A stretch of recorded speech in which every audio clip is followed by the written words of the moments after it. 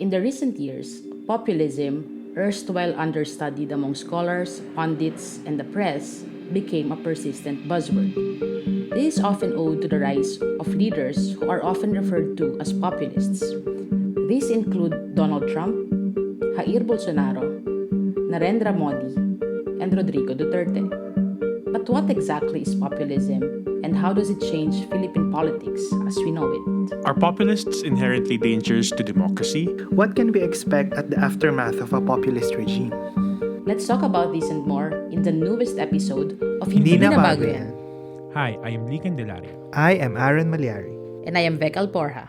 This is Podcast, Conversations on Philippine History, Politics, and Society.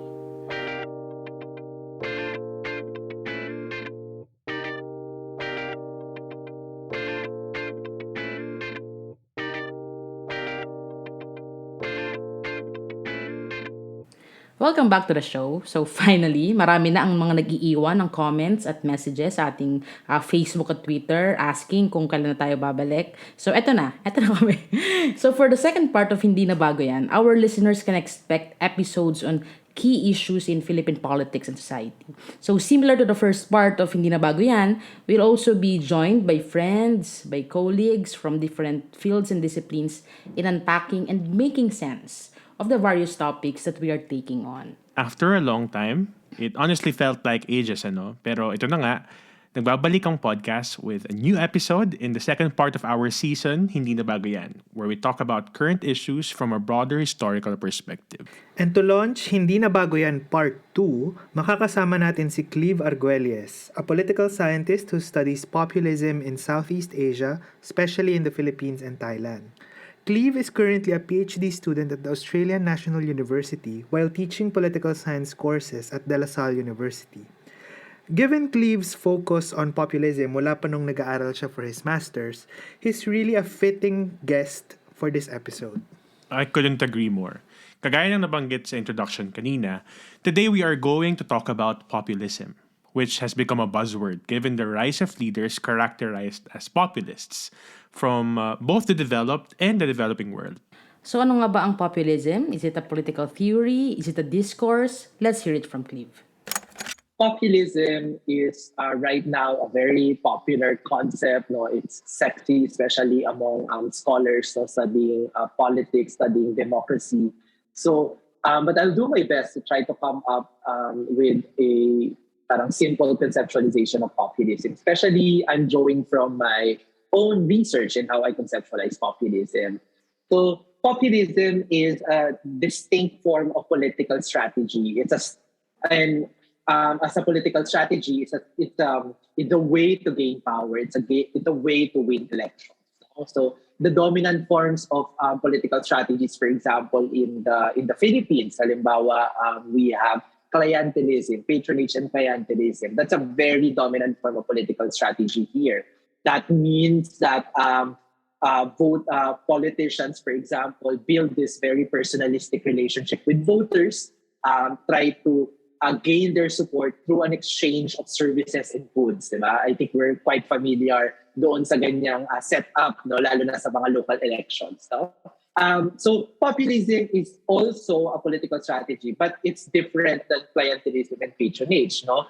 Instead of building this kind of personalistic relationship na may exchange of goods and services, what it does is rely on the charismatic qualities of the leader, no, and directly appeal to the people, not through clientelistic machines or electoral machines, not through political parties, for example, but through the leader, the populist, no, directly appealing to the people. Kaya nga usually for populist mobilizations as a political strategy, mass media is very important. So scholars would say that populism, no, as a political strategy is more or less used by politicians who are usually outsiders. No? Bakit? Well, kasi usually, halimbawa nga Pilipinas, yung traditional political families mo, traditional politicians mo, either they have clientelistic machines, no, electoral machines na, from top to bottom yan, no, mula sa maliliit na komunidad, munisipalidad hanggang sa rehiyon, no, meron na silang mga ready na political machine. o kaya naman in places like the United States, no, as a developed democracy, halimbawa, they have parties, no? So you have party chapters, you have party organizations, right? But usually populist leaders don't have access to either of these two, usually because they're outsiders, they're new to the landscape, or they're not coming from, they're coming from a region na not usually where most politicians would come, kaya wala silang masyadong mga ganitong klaseng makinarya, then they would usually rely on populism, no, as a way to gain support. That's directly appealing to the people using charismatic authority, and aside from using their charismatic qualities, no, I usually then they use discourse. No? And this is also important to populism as a concept, no, a discourse na may enemy, no, may enemy in the people. So you mobilize the people, you mobilize your voters against this supposed enemy, and it changes from one populist to another who this enemy is. In the case of Philippine President Rodrigo Duterte, we know that yung kanyang mga drug lords, drug addicts, and Datilawan, no, are the imagined enemies in his populist mobilization, no. But if you look, for example, in Europe naman, no, most of the populists there, ang kanilang mga enemy ay mga either mga immigrants, no, parang influx of immigrants from other countries, no, could also be mga religious others, no, like halimbawa Muslim minorities, no. Ito yung mga ini-imagine nilang enemy. So populism is a political strategy that relies on a leader's charismatic quality to directly appeal to the people, and is being used by politicians who usually do not belong to the establishment o dun sa mga institusyon o mga rehiyon where the powerful usually resides. At the same time, populism is also a discourse that banks on a created and invented other or enemy. So on point yung example ni Cleve regarding the populist appeal of Rodrigo Duterte at yung pattern niya ng pag-identify ng mga kaaway against which he rallies his supporters. So ayun na nga yung mga halimbawa dyan, una yung mga oligarchs, tapos later on yung mga drug addicts, and then ngayon makita natin yung mga terorista daw o yung mga komunista. Yes, and I think mahalagang i-emphasize how Cleve distinguished populism from clientelism and patronage. Kasi for the longest time, yan yung dominant na perspective in understanding Philippine democracy, di ba? There is clientelism at the local level, but at the same time, the system of patronage exists in the relationship between national politicians and local politicians. Kung saan yung national politician yung nagpo-provide ng pera at pondo sa local leader. And then this local leader uses this to implement projects and give resources sa mga nasasakupan niya. And then, in return, sinisigurado ng local leader that come election time, he will deliver votes for the national politician. So ito yung sinasabi ni Cleve na political machinery o yung makinarya na ina-activate at pinapagana tuwing eleksyon. So, for populists, hindi ganito. Katulad ng sinabi ni Cleve, populist leaders are usually outsiders at walang access sa ganitong klaseng makinarya. Kaya, at this point, I want to highlight what Cleve said about the importance of mass media for a populist political strategy. Kasi nga, di ba, if the populist leader does not have the machinery and relies heavily on his or her charisma, kailangan may paraan para ma-disseminate yung charisma na yon. In other words, the mass media, including, of course, social media, is crucial in ensuring that the populist rhetoric actually lands. I think this also explains why populist leaders like Duterte and Trump really place the media at the center of their respective strategies.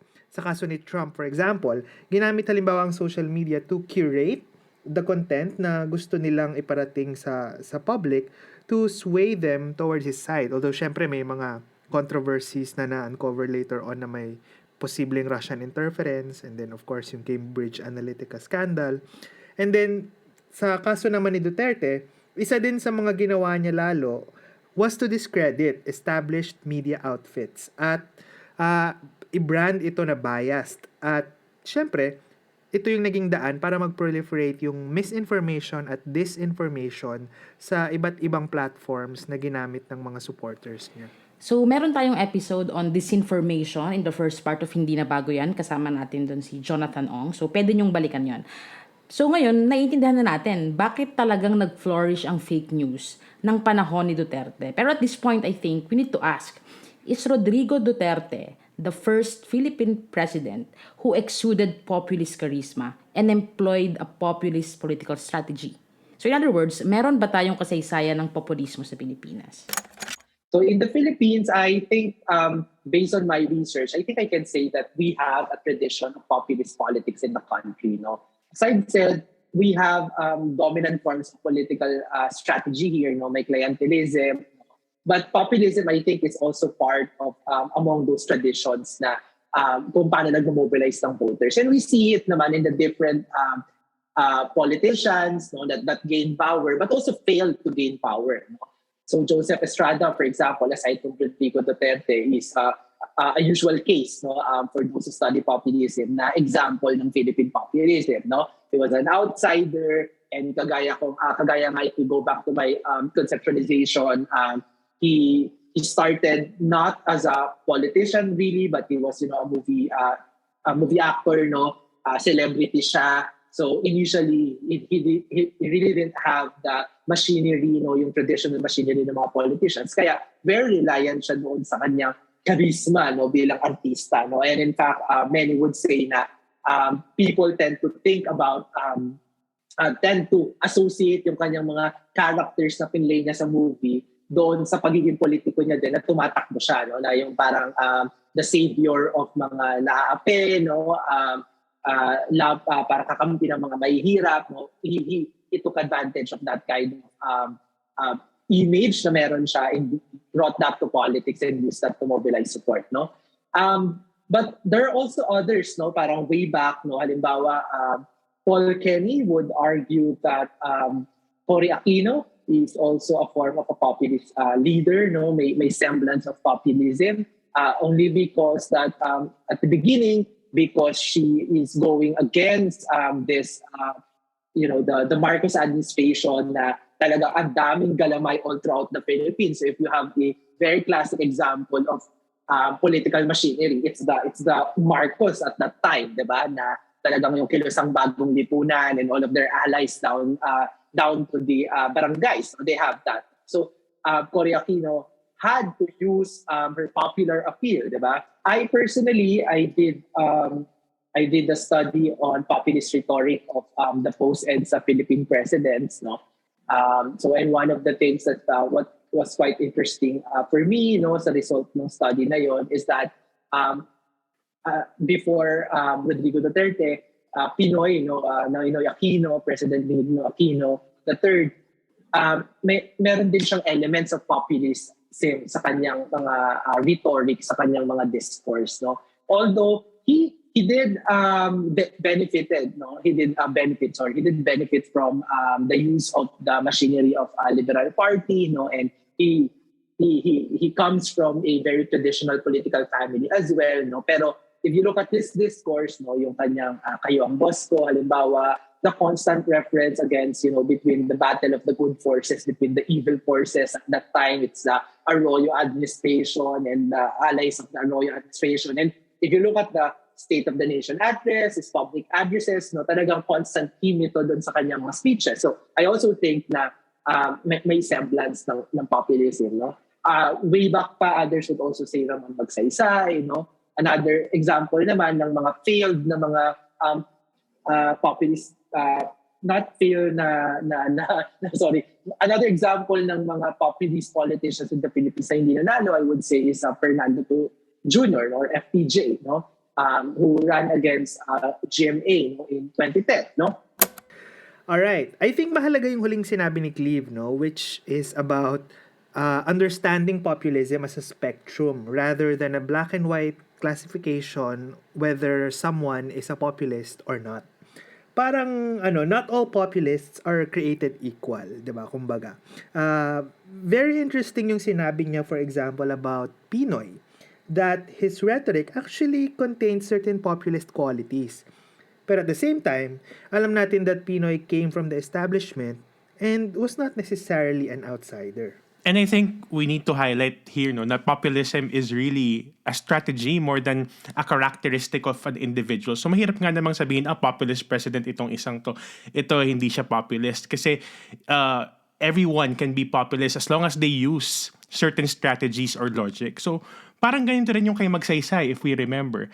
And recently, sa ating Twitter, nag-resurface itong Mambo Magsaysay jingle at nilalike ng ating mga followers itong episode natin on Magsaysay. We actually have an episode, if you wanna go back to season 2, pinag-usapan natin si President Magsaysay. And Magsaysay's rhetoric was very much reliant on his charisma. And he also heavily used the press and mass media in his campaign and in his entire presidency. But can we categorically say that he was an outsider? Parang mahirap, ano? Yeah, medyo mahirap kasi for example, si Magsaysay, if you remember, 'di ba, he was also a war hero. So, malaking bahagi talaga nung kanyang clout ay nakuha niya dahil sa kanyang image bilang isang veterano nung ikalawang digmaang pandaigdig sa Pilipinas. Pero as opposed to Quirino, who was very trapo, pwede din nating masabi that it was very easy to package Magsaysay as anti-establishment or at least an outsider. In other words, a politician who may not be strictly categorized as populist owing, for example, to his background or class, can still have elements of populism in his discourse and political strategy. So, according to Cleve, mahalaga yung ganitong understanding because in a developing democracy like ours, it's very important to recognize that politicians can commit to multiple political strategies at hindi lang isa. So for example, someone like Duterte can be a populist, but he can also make use of the political machinery that he might have built in the decades that he was mayor of Davao. Yes, so according to Cleve din, in a democracy like ours, populism and the kind of rhetoric that it proliferates is an ever-present element. Laging nandyan yung need to directly appeal to the people, to tap on sentiments that are often silenced or ignored. At madaming scholars na nag-aral din ng populism ang nagsasabi na kaya naman nagiging very effective ang populist rhetoric nila Duterte, Trump, Bolsonaro at iba pa, ay dahil na rin sa long-seated frustration ng mga tao sa kasalukuyang neoliberal order ng mundo. John Judis, for example, would say that the people who rallied behind Trump in the US are actually white working class people who suffered from the lack of social mobility for years. And Nicole Curato would say that the pent-up anxieties of the people made Duterte's direct and swift approach to governance really, really appealing. So, kumbaga, may hugot yung support na na-enjoy ng mga populist leaders sa buong mundo. And we cannot simply reduce this by saying that the voters are gullible or that the media is very easy to weaponize and such. And at this point, I think mahalagang itanong din natin, is populism inherently inimical or dangerous to democracy? Well, sabi ni Cleve, some populists are more dangerous to democracy compared to others. But on the flip side, can populism be good? Let's listen. Populism is usually very demonized as a form of political strategy as inherently a threat or inimical to the life of democracies, right? But there are also scholars like as you said, Chantal Mouffe, were saying that that that's not completely true. No, sometimes populism could be a force for good. No, could actually rejuvenate and renew democracies, and I tend to agree with that claim. No, for example, and hopefully by the time this podcast is out, our study is also available. But we're about to release a study that we did in the research cluster on populism and democracy in the Salle University. We did a study on how populists are the 2022 presidential. We coded their speeches, different categories of speeches, and found out how populist their discourses are. And to our surprise, because we didn't really have a priori or an expectation on what would come out of this, is that Candioti appears to be the most populist among the 2022 presidential votes, especially if we pay attention to the populist discourse. And if you think about a politician, leader, no, a populist figure like Calleode, for example, I wouldn't really say that he is a danger or a threat to democracy just because he carries elements of populism in his discourse. No, as Chantal Mouffe observed na left populism or socialist populism, progressive populism is very possible, and I think that's what we're seeing in Calleode's case. No, halimbawa na lang ano ba yung mga popular na slogans halimbawa ng mga left progressives, no, the 1% versus the 99%, no, or the 99% versus the 1%. I think it's parang if you unpack yung discourses ng left politics na mobilizing the people against the elites, no, mobilizing the workers, for example, against the capitalists, the few capitalists, no, na exploiting the people, I think you'll really see elements of populism. And so that means that it's not always, the populist leaders are not always a danger to democracy, and in fact would be healthy for democracy because they also provide avenues for people who are excluded to the democratic process for quite a long time, no? For people who think that they don't have a stake in the political process, no? To have a stake and feel that they actually belong, no? Populism, provided that it veers away from business as usual in politics, can work to rejuvenate and enliven democracy. Kasi nga it taps on sectors and peoples who are excluded from many political processes. So in his discussion, Cleve cites as an example yung mga progressive populists sa Latin America like Evo Morales of Bolivia, who gave the indigenous Bolivian population a voice and a representation in politics. Rodrigo Duterte could have also done this as the first ever Mindanaoan president. Siyempre, alam naman natin sa kasaysayan kung paano talaga na-exclude at na-marginalize ang Mindanao as a region. In fact, in his early presidency, some scholars actually expressed interest sa aspektong ito ni Duterte at ng kanyang presidency. How could a president from Mindanao effect change in the historically disenfranchised region? So populism really has this ability to foster inclusivity by mobilizing people who are otherwise uninterested or disillusioned sa politics. But here lies a very important question. To what end? Let's listen to Cleve. But the tricky aspect and why other scholars would tend to disagree na populism can be a force for good is that because democracy on its own have its excesses, no? So, and that's the same thing for populism, no? So it's not always about majority support. It's not always just mobilizing people. It's also a question of mobilizing to what ends, right? Why are you building these community organizations and making them participate in politics? To what end, right? So that's also another question. And for other scholars, no, this kind of like parang it's possible, it's entirely possible that you mobilize people democratically, but against the very principles and fundamentals of democracy. So parang you get majority support to demolish democratic institutions. And that's what we see in other, and in fact, most cases of populism. And that's why there's a big disagreement on this. But I think, as Chantal Mouffe would say, no, na we can, kahit na lang on an analytical level, no, we can disaggregate these two things. No? It's possible for populism to increase and make our democracy healthy for more people, no, inspiring for more people. But it's also possible to use these people that you've mobilized to demolish democratic institutions itself, right? So I think it's possible to isolate those two and see na that those are two possibilities. And the challenge, of course, for scholars like Chantal Mouffe, and I think the challenge also for halimbawa our presidential Calleode de Guzman, is that once they've gained power, halimbawa, once this very progressive populists gain power, can they really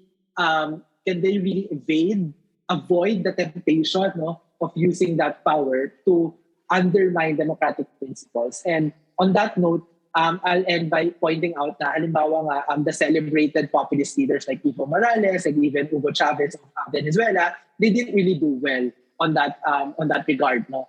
Parang towards the end of their terms, no, parang medyo hindi nila na-avoid yung temptation, no, to actually use that power that they've gained, no, to also undermine some democratic principles.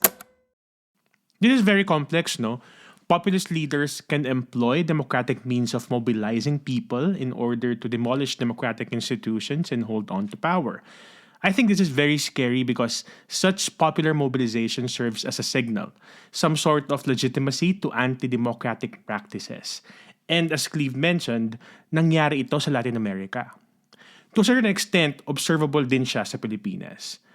At the end of the day, I think we need to ask, how did Rodrigo Duterte's presidency serve the interest of the many groups and sectors who supported him when he ran? And now we are at the tail end of arguably the most populist Philippine presidency in our history. Patapos na ang termino ni Duterte. So now we need to ask, what's next? Yes, definitely. What happens when a populist presidency comes to an end? Or how exactly do populist regimes end?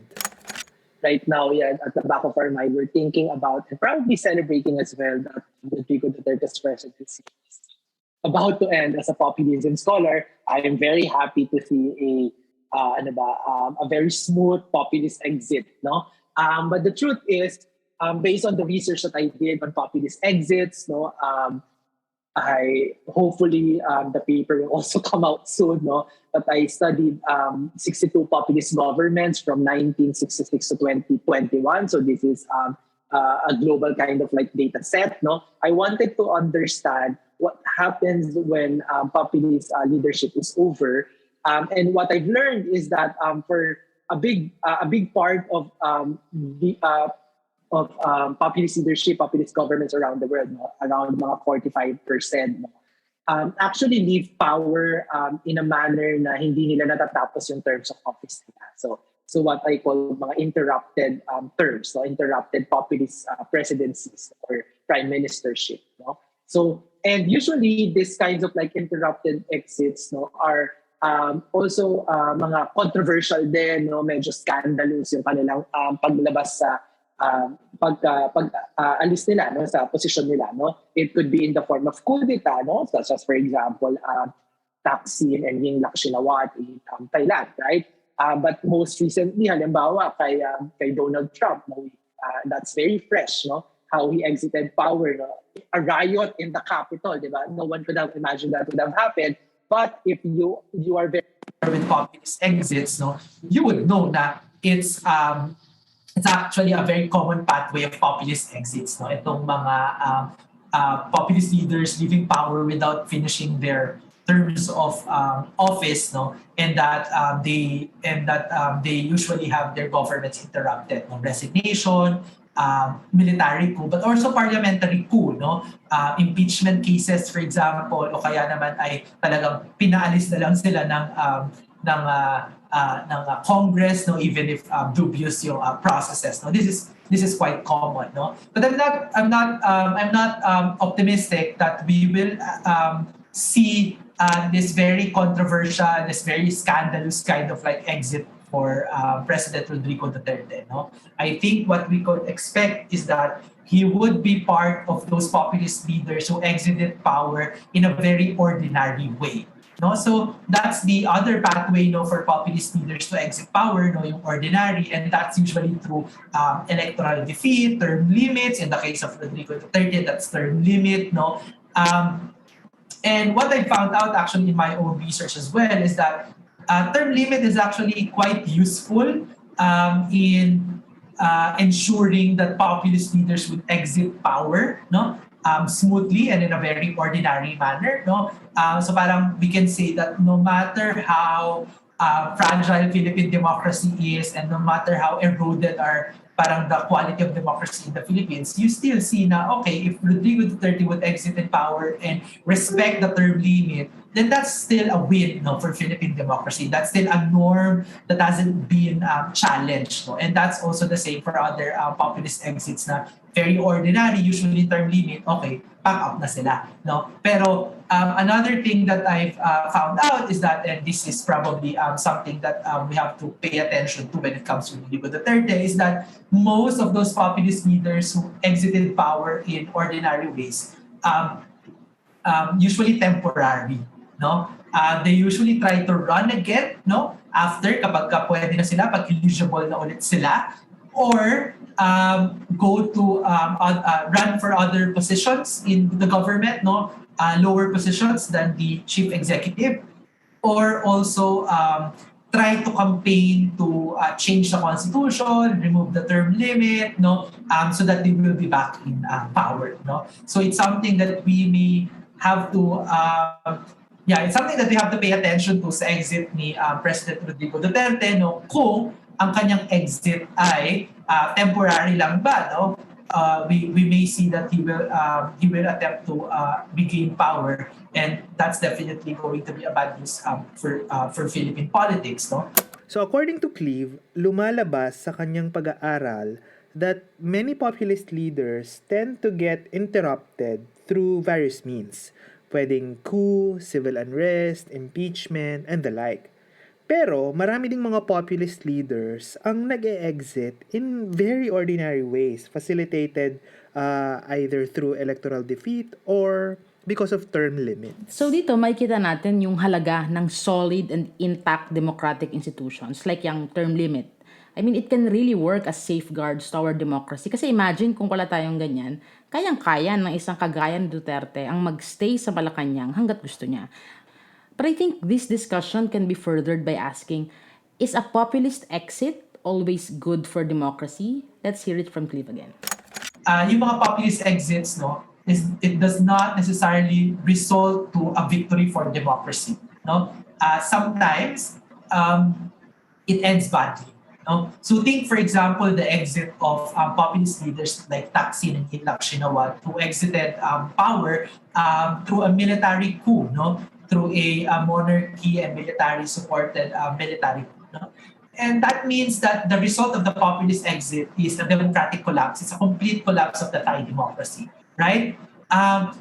So sometimes the exit of populist leaders may actually mean may actually be worse, no, for the state of democracy.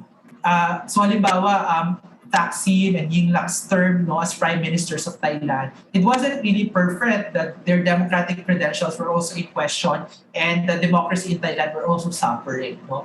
But it had a fighting chance, no, because your democratic institutions were intact, your electoral democracy was intact. But when the military takes over and completely abolishes the civilian government, then you see a complete collapse of the Thai democracy. So that's also something that we have to pay attention to and try to understand, predict, and also study populist exits, whether it will always result to something good for the democracy, for the country's democracy.